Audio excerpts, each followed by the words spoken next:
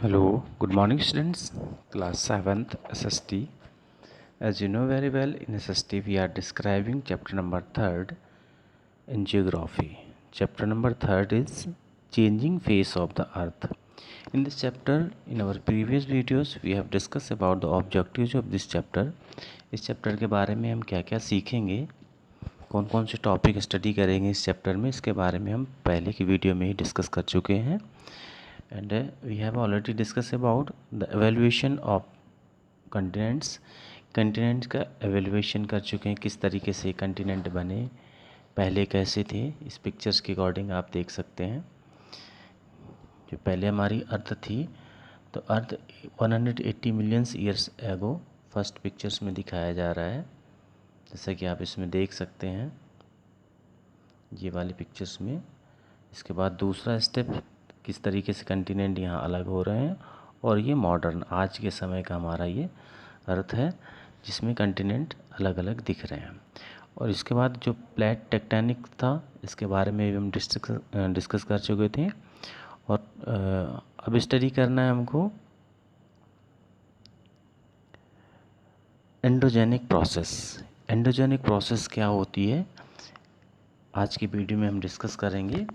The force that act in the interior of the earth are called endogenic process. जैसा कि आप जानते हैं कि हमारी अर्थ में अंदर की तरफ से और ऊपर की तरफ से, दोनों तरफ से एक फोर्स काम करता है. जो अंदर की तरफ से काम करता है उसको हम एंडोजेनिक फोर्स कहते हैं, और जो ऊपर से, जैसे हमारा एनवायरनमेंट हो गया, इस तरीके से जो काम करता है उसको हम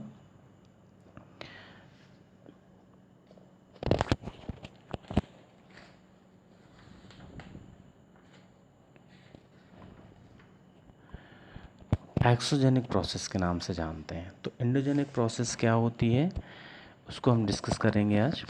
तो the forces that act in the interior of the earth are called endogenic processes. जो फोर्स अंदर से, हमारी अर्थ के अंदर से काम करता है उसको हम एंडोजेनिक प्रोसेस कहते हैं. These process are responsible for the information of mountain. जो ये प्रोसेस होती है, इसी प्रोसेस की वजह से जो हमारे माउंटेन फॉर्म होते हैं, formation of mountains, it mean जो हमारे माउंटेन्स बनते हैं वो इसी फोर्स की वजह से बनते हैं. There are many types of mountains. Fold mountains, अलग अलग तरह के माउंटेन्स हैं, जैसे fold mountains that are formed by squeezing of the earth crust due to the comparisonal forces from the opposite sides like the Himalaya in Asia and the Alps in Europe. जो हमारे fold mountains हैं वो formed by the squeezing of the earth crust के squeeze होने की वजह से बनते हैं. जैसे comparison forces from the opposite, जब अपोजिट साइड से दबाव डालते हैं, जैसे हिमालय हमारा एशिया में हिमालय हो गया और आल्पस यूरोप में हो गया, ये हमारे फोल्ड माउंटेन की एग्जाम्पल है. दूसरा है block mountains that are formed by fault and cracks on the earth crust like the Vosges in Germany. Volcanic mountains that are formed by the volcanic eruption. Volcanic mountains जो हमारे volcanic eruption से बनते हैं, like Fujiyama Japan का जो Fujiyama mountain है वो volcanic mountain का एग्जाम्पल है. जो माउंटेन, जो वल्कनों की वजह से हमारा जो वल्कनिक eruption होता है उसी वो एक माउंटेन की फॉर्म में बन जाता है. Other land forms are the formed by the upliftment like the central plains of USA and submergence of land under water like Dwarka in Gujarat. Endogenic process are also responsible for the sea floor spreading. और जो हमारी endogenic forces है वो इस चीज़ के लिए भी responsible है, जो हमारे सी फ्लोर स्प्रेडिंग होती है. इट मीन्स जो सी फ्लोर में जो स्प्रेड होता है वो such as long as the Indo Australian plate in the Indian ocean.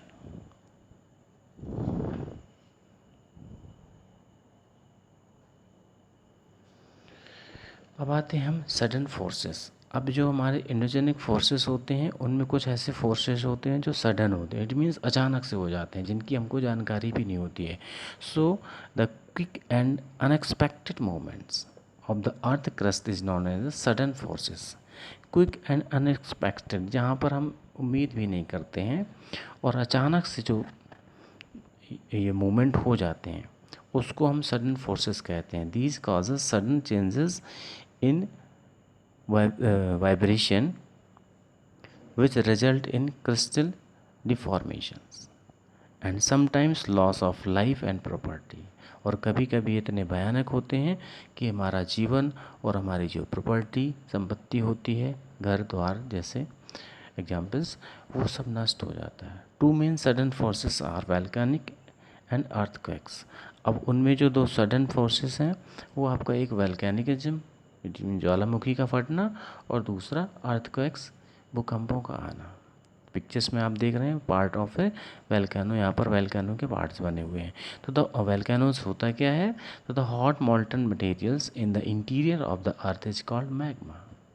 हमारी अर्थ के अंदर जो एक गर्म अवस्था में जो मटेरियल्स पाया जाता है उसको हम मैग्मा कहते हैं।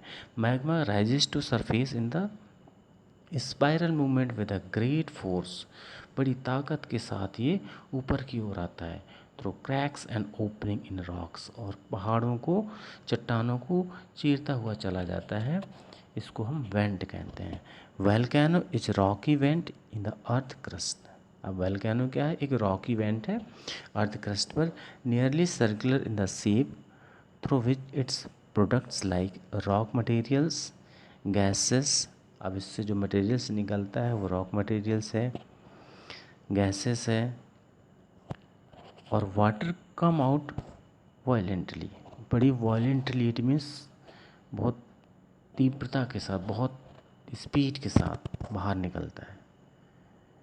सच a sudden eruption is called volcanic eruption. और ऐसे ही अचानक से होने वाले एरप्शन को हम वैल्केनिक एरप्शन कहते हैं। As the hot molten materials spread out it gets cooled and solidify. अब फिर जब हॉट मोल्टन बाहर निकल करके आता है, बड़ी तेज़ी के साथ फैलता है और धीरे धीरे ये ठंडा हो जाता है। After coming A contact with the outside atmosphere, जब ये बाहर के वातावरण के संपर्क में आता है ठंडा होता है, ठंडा हो जाने के बाद ये जम जाता है, जिसको हम लावा कहते हैं। On the basis of periodicity of eruptions, volcanoes can be classified into active volcanoes, dormant volcanoes and extinct volcanoes। volcanoes को हम ये तीन टाइप्स में डिवाइड कर सकते हैं। अब आते हैं हम एक्टिव वोल्केनोज। एक्टिव वोल्केनो क्या होता है, एक्टिव वोल्केनो में यहाँ पर आप देख सकते हैं एक्टिव वोल्केनो, तो these are main sources of hazards as they are live volcanoes and are liable to erupt at any points of times। They constantly eject hot magma। At present there are about 20 to 50 active volcanoes across the world, like